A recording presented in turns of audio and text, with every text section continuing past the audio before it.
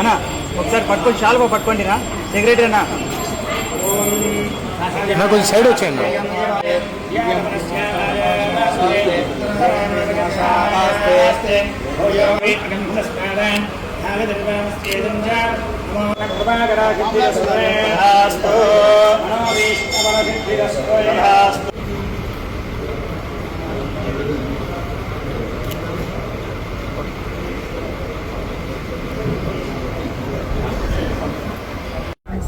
ఈరోజు వ్యక్తిగత పని మీద నేను మృదుడు రావడం జరిగింది.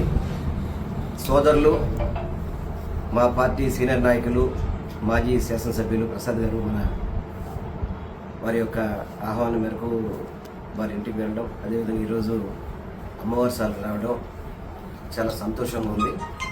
ఎందుకంటే ప్రొద్దుటూరు అంటేనే వాసవి అమ్మవారి సాల అనేది ఒక ప్రత్యేకం. ఏదైతే పెనుగొండ క్షేత్రం తర్వాత వాసవి అమ్మవారు సాక్షాత్ ఇక్కడ కొలువై ఉన్నారని చెప్పని, వారు ఇక్కడ నడయాడతారని చెప్పని ప్రసిద్ధి. ఎందుకంటే పెద్ద పెద్ద స్వామీజీలు ఇక్కడికి రావడం కానివ్వండి, ఇక్కడ స్వామి అమ్మవారి ఆశీస్సులు తీసుకోవడం కానివ్వండి చాలా ఆనవాయితీగా జరుగుతుంది. అదేవిధంగా మా సోదరులు కూడా ప్రతి ఎన్నికల ముందు నామినేషన్ వేసేటప్పుడు అమ్మవారి యొక్క ఆశీస్సులతో ముందుకు రావడం జరుగుతుంది అని చెప్పడం చాలా సంతోషంగా ఉంది. ఇటువరకు ఒక ప్రత్యేకమైన ఇష్టంతో ఇక్కడున్న వయసుల్ని అందరూ కూడా కలుపుకొని ముందుకెళ్లాలనే ఉద్దేశంతో చెప్పగిరి ప్రసాద్కి కానీ మారుతికి కానీ గతంలో ఎన్నడూ లేని విధంగా ఆర్య వయసులకి పెద్దపేట వేసిన ఘనత వైఎస్ జగన్మోహన్ రెడ్డి గారిదని చెప్పిన కూడా మీ ద్వారా తెలియపరచుకుంటున్నాను.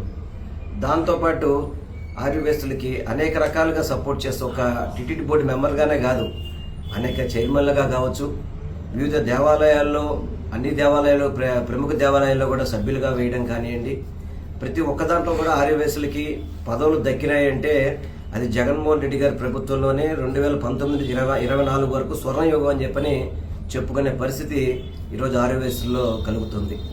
ఈరోజు ఈ కూటమి ప్రభుత్వం 2 ఏళ్ల పరిపాలన చూసుకుంటే కనుక ఎక్కడో కూడా ఆర్య వయసులకి ప్రాముఖ్యత ఇవ్వడం కానివ్వండి, ఆర్య వయసుల్ని ఓటు బ్యాంకుగా వాడుకుంటారు తప్ప ఎక్కడో కూడా వారికి సరైన స్థానం కల్పించిన పరిస్థితి అయితే కనపట్లేదు.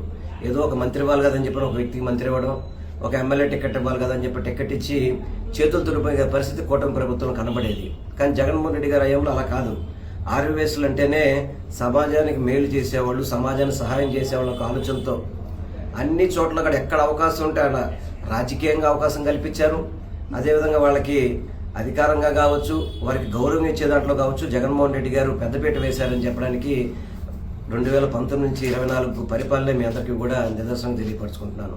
నేను నిన్న సాయంత్రం రావడం జరిగింది ప్రొద్దుటూరుకి. వచ్చినప్పుడు ప్రొద్దుటూరు నగరంలో చాలామంది నన్ను ప్రొద్దుటూరు నగరంలో తీసుకెళ్ళి తిప్పడం జరిగింది.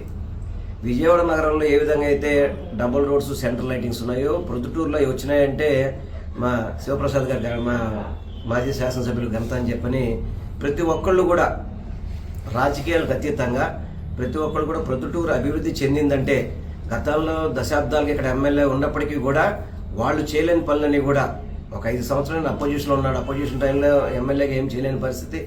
అదేవిధంగా లాస్ట్ 5 yearsలోనే చక్కటి రోడ్లు వేయడం కానివ్వండి, అదేవిధంగా వ్యాపారస్తులకి ఒక మార్కెట్ కట్టాలని చెప్పిన ఒక సంకల్పంతో సుమారు 50-60 కోట్లు పెట్టి ఒక మార్కెట్ని దాన్ని శంకుస్థాపన చేసి సర్వేగంగా దాన్ని పనులు పూర్తి చేయడం కానివ్వండి, బస్టాండ్ ఆధునీకరించడం కానివ్వండి, అదేవిధంగా వెజిటేబుల్ మార్కెట్ కావచ్చు, అవన్నీ కూడా ఎంతో చక్కగా సిటీలో కూడా లేని విధంగా ప్రొద్దుటూరులో అభివృద్ధి జరిగిందని చెప్పేదానికి చాలా గర్వంగా ఉంది. ఆ ఘనత అంతా కూడా మా మాజీ శాసనసభ్యులు సోదరులు అని చెప్పి మీ అందరికీ కూడా తెలియపరచుకుంటాను. ఎందుకంటే ఈ 2 ఏళ్ల పరిపాలనలో కనీసం వీరు అభివృద్ధి చేసింది మెయింటైన్ చేసినా బాగుండేది. కానీ వీరు ఏదైతే అభివృద్ధి చేసింది కొంత పెండింగ్ ఉంటే ఆ పెండింగ్ వర్కులు కూడా పూర్తి చేయలే అసమర్థ ప్రభుత్వం, కూటమి ప్రభుత్వం అని చెప్పి మీ అందరికీ కూడా తెలియపరచుకుంటున్నాను. ఎందుకంటే బస్టాండ్ కూడా చాలా చక్కగా ఉంది. బస్టాండ్ కూడా మరి ఈ రోజు వరకు ఓపెన్ చేయలేదంటే వీళ్ళ పరిపాలన ఎలా ఉందో ఆలోచించాలా. త్రాగునీరు సమస్య విపరీతంగా ఉండేదని చెప్పి అన్నారు.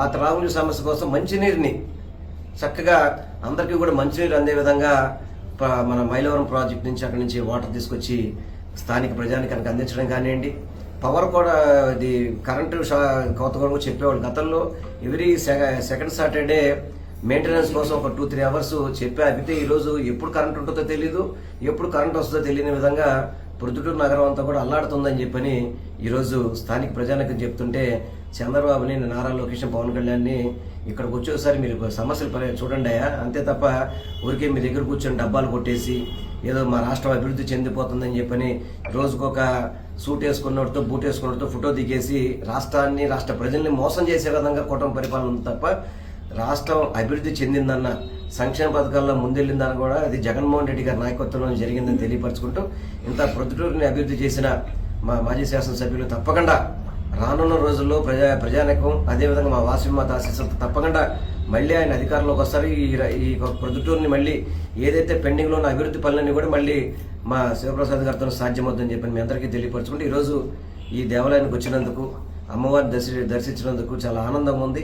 అదేవిధంగా ఆలయ కమిటీ వాళ్ళు కానీ, స్థానిక పార్టీ నాయకులు కానీ అందరూ వచ్చి స్వాగతం పలికిన సంతోషంగా ఉందని తెలియపరచుకుని, ముఖ్యంగా మా సోదరులకి, మాజీ శాసనసభ్యులకి ప్రత్యేకంగా కృతజ్ఞతలు తెలియపరచుకుంటున్నాను.